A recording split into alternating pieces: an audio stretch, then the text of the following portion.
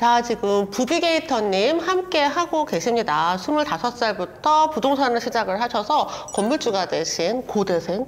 네, 지금 대학원을 다니고 있습니다. 네. 네. 대학원생이십니다. 네. 앞서서 우리가 부비게이터님이 어떻게 투자를 하셨는지 이야기를 네. 들어봤는데요. 그렇게 투자를 하기 위해서 부동산에서 반드시 체크해야 할 4가지 변수가 있다고 네. 하셨어요. 네. 그 4가지 변수가 어떤 건가요? 일단 우선 부동산 경매를 배우시는 분들이 가장 조금 함정에 빠지기 좋은 게, 부동산 경매는 하나의 어떻게 보면 스킬이잖아요. 근데 이게 싸게 사는 거는 되게 좋은 스킬인데, 요거에만 치중을 해서 어디 지역의 아파트나 뭐 이런 주거용 상품을 사야 될지를 계산을 못 하시는 경우들이 종종 많더라고요. 사실은 내가 3억짜리를 2억 7천에 싸게 낙찰받아서 나중에 2년 뒤에 매도한다고 했을 때 그 3억짜리가 2억 5천이 되면 사실 우리는 손실을 보는 거기 때문에 내가 어느 지역에 투자해야 될지를 먼저 또 살펴봐야 된다 라는 측면에서 4가지 변수를 얘기해 드린 겁니다. 그래서 어떤 지역을 투자해야 되냐 했을 때 제가 이제 심플하게 이거를 좀 나눠봤거든요. 네. 그래서 첫 번째는 입주 물량을 아무래도 좀 봐야 되는 것 같고요.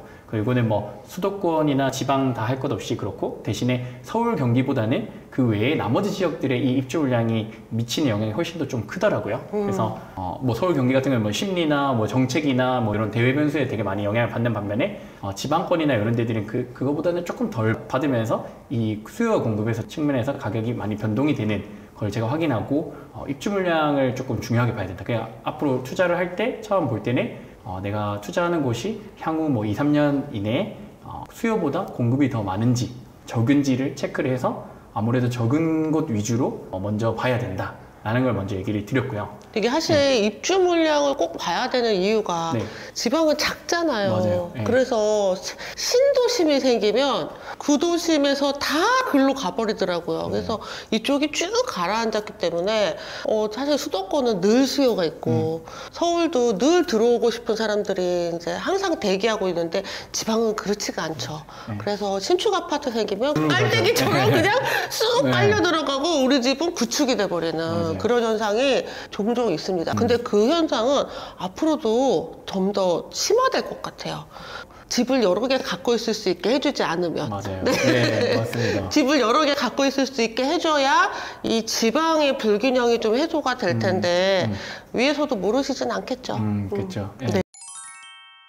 맞습니다. 그런 측면도 되게 중요하게 작용한다고 생각하고, 다주택자라는 말이 점점 이제 뭐라 해야 되지? 의미가 약간 희색된다고 해야 되나? 그런 상황이잖아요. 대출 규제든 세금이든 다 그런 것들 때문에. 종부세 날라왔더라고요. 아, 그래요? 아까 문자로 왔더라고요. 그러니까요. 정말. 머리 아팠어요. 네. 그래서 그런 것들 때문에라도 이제 어떻게 보면은 유동성 공급이 조금 어려운 부분들이 있다 보니까 아무래도 그런 부분이 되게 중요하게 작용을 하기 때문에 꼭 내가 투자하려는 지역이 입주 물량이 좀 과도하지 않는지를 체크를 하시면 좋을 것 같습니다. 예를 들어서 우리 대구나 인천이 되게 대표적인 예를 들 수가 있을 것 같아요. 2020년도, 21년도에 대구랑 인천에 엄청 많이 투자자분들이 들어갔는데 사실 그때 이미 입주 물량은 어느 정도 2, 3년치는 거의 다 나와 있었거든요. 맞아요. 사실은 조금 저는 이제 위험하다라고 판단을 했는데, 그때는 이제 막 시장이 워낙 광기의 시장이고 이러다 보니까 많은 분들이 또 갔다가 물리고 손절하고 나온 것도 저는 되게 많이 봤었기 때문에, 그런 거를 좀 반면교사 삼아서 여러분들이 투자하려는 지역이 입주 물량이 얼마나 많고 적은지를 처음에는 좀 판단하고 들어가셨으면 좋겠다. 첫 번째고요. 반드시 체크해야 될 첫 번째 변수가 입주 물량입니다. 그럼 두 번째는 뭘까요? 두 번째는 이제 매매 가격 지수, 뭐 다른 말로 하락폭이라고 저는 하는데요. 결국에 이 지역의 가격이 싸냐 비싸냐는 이전에 있던 가격을 근거 삼아서 좀 봐야 될 필요가 있다고 생각하거든요. 그래서 저 같은 경우는 그 전에 전고점이라고 표현을 하죠. 제일 높았던 금액, 그 금액 대비 30%를 좀 적정선이라고 생각을 하거든요. 그 정도 가격선에 있다면은 시기가 조금 이르더라도 미리 들어가서, 특히 우리는 경매를 하니까 그러면은 사실 그 정도로 분위기가 30% 가격 떨어지고 분위기가 안 좋은 것은 경매를 훨씬 더 싸게 살 수가 있거든요. 맞죠? 하락장이나 이런 분위기 안 좋을 땐 더 싸게 살 수 있어요. 여전히 그런 물건들이 많아요. 맞아요. 그래서 그런 데를 미리 들어가도 괜찮을 정도로 그 30% 정도가 떨어진 상황이라면 충분히 시도해 볼 만하지 않나 라고 생각해서 그 지역이 가격 하락폭이 얼마나 되는지, 그리고 가격 하락폭이 된 기간도 또 중요하다고 생각을 하거든요. 예를 들어서 뭐 6개월 만에 30%가 떨어졌다고 해서 바로 6개월 만에 거기를 들어가야 된다, 이게 아니고 어느 정도 뭐 1년에서 2년 정도 그 기간을 잡고 들어가면은 좀 더 이제 투자 수익률 측면에서 기회비용 측면에서는 훨씬 더 괜찮은 투자가 되지 않을까 생각을 합니다. 같은 경우가 좀 그랬던 것 같아요. 대구가 그 떨어진 지 21년 7월 여름 기점으로 해서 대구가 아파트 가격이 많이 떨어지기 시작했거든요. 지금은 바닥을 다지고 있어 보여요. 맞아요, 맞아요. 네. 지금은 최근에는 청약 경쟁률도 거의 남구 쪽에 청약한 게 거의 90% 이상 계약률 보인다고 하고 미분양도 14,000가구인가에 갔다가 지금 10,000가구 이하로 지금 떨어지고 있는 상황이긴 하거든요. 네. 그래서 그런 부분에서 봤을 때 그래도 어느 정도 떨어진 기간도 약간 더 되면은 더 좋겠다라는 그 기준점을 좀 얘기를 드리고 싶었습니다. 그리고 이제 기대 수익률을 전고점까지는 되겠다라는 것도 어느 정도 좀 구체적으로 어느 네. 정도 수익을 기대할 수 있는 거죠. 그쵸, 네. 맞아요. 예. 그리고 전고점까지 사실 못 가더라도 절반만 가도 네, 그래도 괜찮다라는 수익이죠. 생각, 맞아요. 엄청 수익이, 그리고 저희는 경매로 하는 거다 보니까 이미 떨어진 금액에서 10% 더 싸게 사기만 해도 훨씬 더 남들보다 괜찮은 포지션에서 투자를 할 수 있으니까. 맞습니다. 그래서 전고점에서 좀 많이 떨어진 물건이다 하면 앞으로 기대를 할 수 있다. 우리 원래 사실 경매는 미래 가치를 크게 기대하진 않거든요. 그냥 지금 싸게 사는 게 일단 가장 디폴트이긴 한데, 근데 전고점이 좀 높았던 거는 기대 수익률도 이 정도는 기대할 수 있겠다라는 것 때문에 조금 더 안정적으로 투자를 할 수 있는 것 같아요. 맞습니다. 네, 그럼 이제 세 번째 변수는 뭔가요? 세 번째는 이제 미분양 지표를 조금 봐야 될 필요가 있는데요. 아까 얘기 드린 대로 미분양이 쌓인다라는 거는 그만큼 수요가 그거를 쳐내지를 못한다는 걸 얘기를 하는 건데, 결국에 이 미분양이 감소하고 있냐 상승하고 있냐 이 추세를 또 봐야 된다라고 생각을 합니다.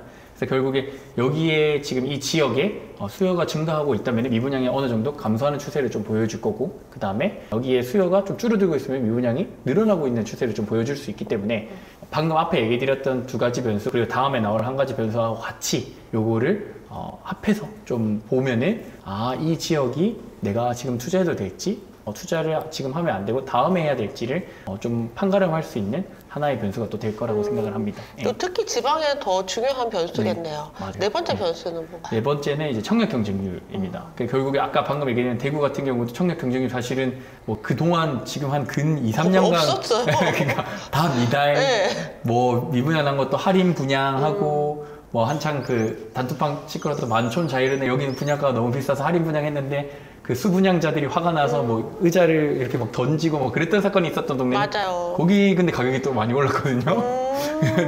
또 최근에 이제 수성구 쪽에 있는 신축들은 가격이 그 대장 아파트는 정고점이 이미 넘어서 신고가도 갱신한 걸로 제가 알고 있고, 오. 그래서 꽤나 신축급의 위치 좋은 애들은 사실은 20% 이상 거의 다 회복을 한 상태거든요. 물론 구축들은 아직 별로 올라오진 않았지만, 그래서 오히려 저는 구축들에 있는 아파트가 입지가 나쁘지 않은 곳을 경매로 싸게 사면은 훨씬 더 괜찮게 보고 있긴 하거든요. 그래서 청약 경쟁률도 똑같이 그 추세를 한번 좀 볼 필요가 있다. 뭐 이게 당장에 100대 1 돼야 돼 이게 아니고요. 뭐 예를 들어서 미달이었는데 10대 1, 20대 1, 30대 1, 40대 1, 50대 1로 올라온다는 건 사실 그것만큼 더 중요한 게 없다고 생각하거든요. 추이도 되게 네. 중요하군요. 맞아요. 예. 그래서 이게 뭐 몇 대 1 경쟁률보다는 이전에 직전 3개월, 직전 6개월 동안 평균 청약 경쟁률이 뭐 요 정도였는데 지금은 뭐 그거에 2배, 3배가 올라왔다는 거는 사실은 어느 정도 수요가 이제 조금씩 꿈틀거리고 있다라는 걸 확인할 수 있는 지표다 보니까 요 네 가지를 전체적으로 보면서 뭐 여기는 3가지가 충족하네? 그러면 난 좀 더 안정적으로 경매를 사면은 미리 들어가 있으면 괜찮겠다. 이런 거의 그냥 기준점을 좀 삼으시라고 요 네 가지를 좀 얘기를 드려봤습니다. 그러면 이제 네 가지 변수를 가지고 부비게이터님이 네. 이제 부동산 경매 투자를 하고 계신데 네. 나만의 필살기 뭐 혹시 이런 방법, 네. 비법이 있으실까요? 뭐 이게 사실 제가 이제 그 교육생분들 보통 이제 저희는 돈이 엄청 많진 않으세요, 종잣돈이. 원래 경매는 돈 없는 사람이 하는 거예요. 그러니까 네. 그래서 거기서 제가 했던 방법 중에 뭐 장단이 다들 있는데요. 요즘에 워낙 그 단기 매도 하면 매매 사업자 내서 많이들 하시잖아요. 네. 근데 이제 그렇게 할 수도 있는 거고, 그 반대로 오히려 지금 최근 이번 주에 낙찰 받으신 분이 있는데 대구에 있는 40평대 아파트를 낙찰받았어요. 대구 분위기가 아직 그렇게 올라오지 않았는데 40평대면 사실 리스크는 살짝 있을 수는 있거든요. 그렇죠. 그리고 네. 사업자로 하면은 이제 부가세 문제도 맞아요. 있으니까. 근데 이분은 사실 2년 뒤 매도를 생각을 한 상황이긴 한데, 그래서 시세보다 거의 한 8천만 원 가까이 싸게 사긴 하셨어요. 근데 최근 실거래가 9월 달에 있었던 물건이고, 그러다 보니까 평형을 좀 키워서 거래량은 크게 많진 않지만, 우리가 보통 이제 그걸 어떻게 하냐면 제가 공장 경매한 거랑 비율을 똑같이 하거든요.